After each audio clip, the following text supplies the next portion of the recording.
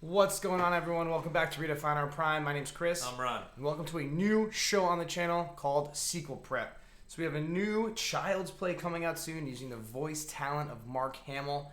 But before we get to talk about that and go see it, we need to discuss the original Child's Play. But before we do that, if you guys can please just take a second, go ahead and click that subscribe button. It would really help us out a lot. Subscribe, thumbs up, all that. Thank you. So Ron, you like Chucky a lot, Child's Play. Why don't you go ahead and give it a start? Okay, well, I couldn't say I started off that way. You saw it as an adult, I understand? Yes, I did not see it when I was Okay, when I was a child, I was probably 3 to 4 years old, and I was, in the bedroom with my mom. She had me in bed, and we were watching TV. She's flipping through the channels, and I believe it was the scene where he first came alive, and he's wrestling with the mother, and the mother. Yeah, we'll talk about that scene in a minute, but that was my first experience, my first true experience with horror.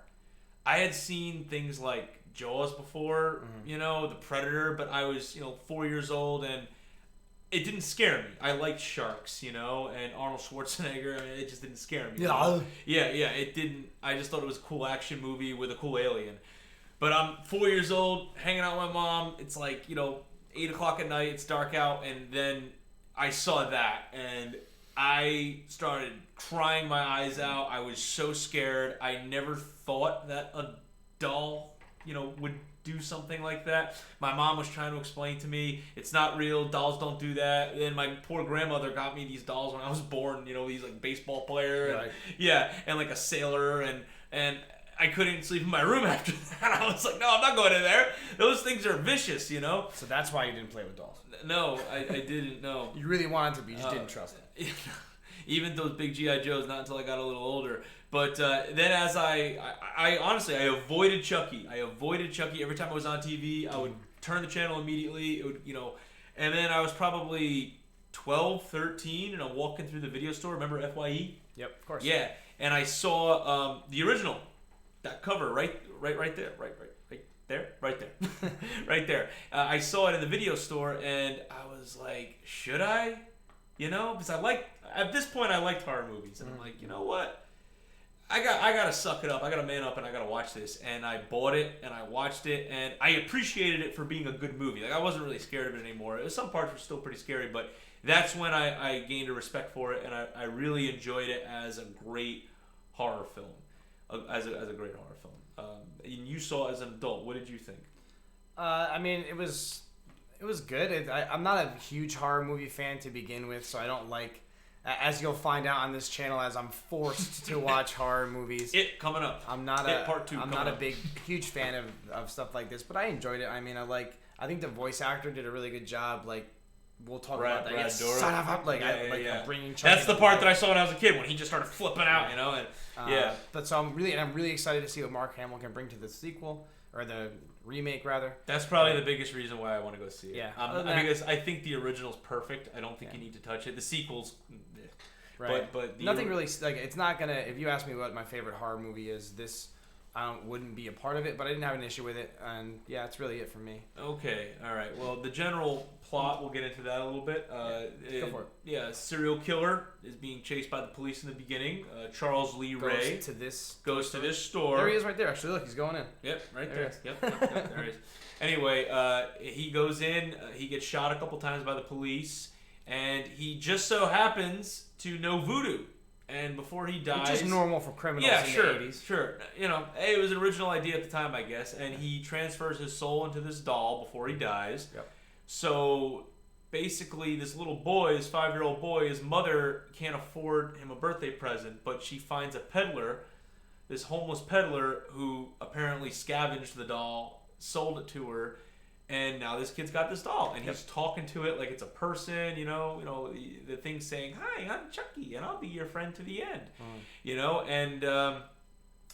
so the kid starts playing with it, and then it kills the babysitter. Which normal dolls do, hence why Ron doesn't trust them. Yeah, absolutely, and everyone thinks it's the 5-year-old kid, and he's saying, no, it's Chucky, and eventually the kid goes to a mental institution, and the mother is throwing the box away the doll came in, and the batteries fall out. And this thing's been talking for about a week with no batteries in it, and she opens up the back, and it spins its head around, and it's like, "Hi, I'm Chucky. Wanna play?" Like, just this scene is a masterful example of horror. I mean, there's no jump scares really. I mean, it'll make you jump a little bit, but it's the tension. It builds the tension. She puts her hand under the couch, and you're like, "Oh my God, is it gonna bite her?" Like, what's it? A couple Yeah, times. yeah, exactly. And it's got so much tension. And that music, it's really creepy. Oh, they have yeah. that like high pitched, like Yes. edge of your seat type music. If I didn't know what was gonna happen, that would still scare me today. I think because those kinds of scenes scare me where I'm anticipating something to happen, and I don't know if it's gonna happen or not. And eventually she threatens to throw it in the fire unless it talks, and then it's got no choice, and it just flips out. It's F you, you stupid. yeah, just I'll teach you to me, and it's biting her, and like that was the scene I saw when I was a kid, I believe, and you know, it bites her arm, and you just see that this thing has been inside that doll for a week, hanging out with this little boy, sleeping in the same bed as this little boy, and this what seems so innocent is this absolutely malevolent, horrible, despicable, evil thing. Yep. And I love that in horror. I love when you think something's innocent and it's not. And I think that's the scariest concept to me when it comes to horror. You know, so then the movie goes on, and Chucky, the doll Chucky, goes to his old voodoo master, and he finds out that the only way he could get out of the doll is if he transfers his soul into the first person he said who he was. He's Charles Lee Ray. He told the child that, and he eventually spends the third act trying to transfer his soul into the child. And then a police officer who initially killed him in the beginning, who's investigating the case, teams up with the child's mother, and they eventually have a third act showdown in the apartment building with Chucky. They light him on fire. He comes back, and it's very exciting. I don't think it's the strongest act because it's kind of all out there, you know. Whereas the first act and the second act had a lot more tension and suspense. It's very exciting. I just think that the first two acts were definitely stronger. But it's a good finale. It's a little far-fetched, but honestly, I just think that this film is just a great classic 90s or 80s, actually, late 80s horror flick, and I think it's timeless. I think it holds up, and the doll looks a little corny sometimes. They actually used a little person for some scenes. Oh, really? They used a little person in some scenes. They used a puppet in some scenes.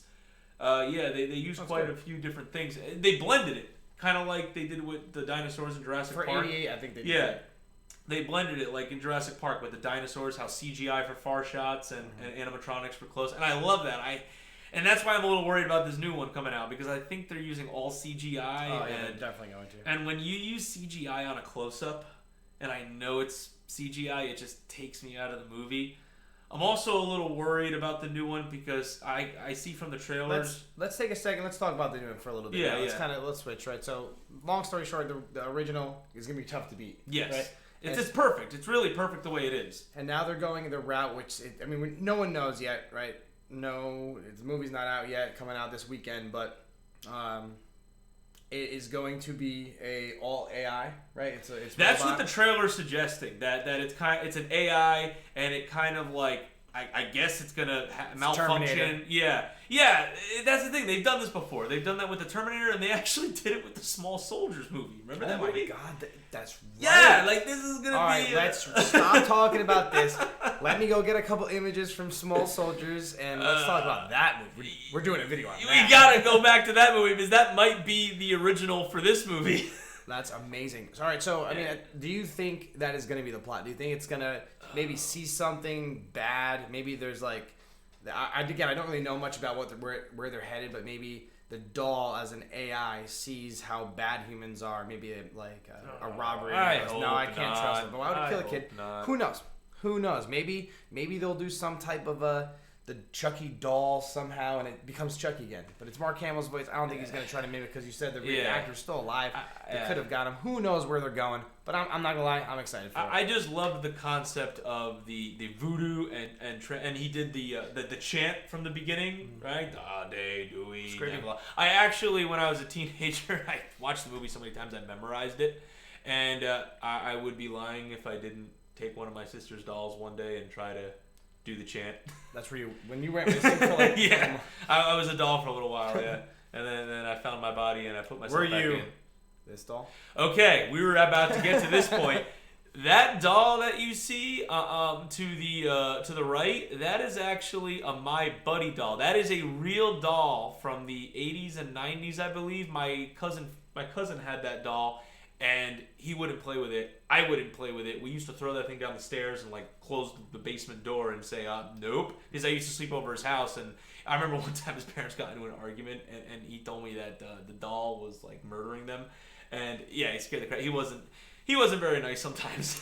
No, thank you. We got close as we got older, but when I was a child, he tortured me. But anyway, I could imagine the stocks going down on that doll when this movie came out. Come on.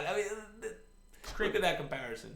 But anyway, what do you think? You think that's about it? Yeah, I think that's about it. So anyway, we liked the original, and we're curious to see how the new one holds up. And so stay tuned. We will be doing a Take 1 review on that once it comes out. But thank you so much for watching the first video on sequel prep. Well, remake prep for this. Yeah, it works. Yeah. It works. Totally. And we'll see you guys in the next video.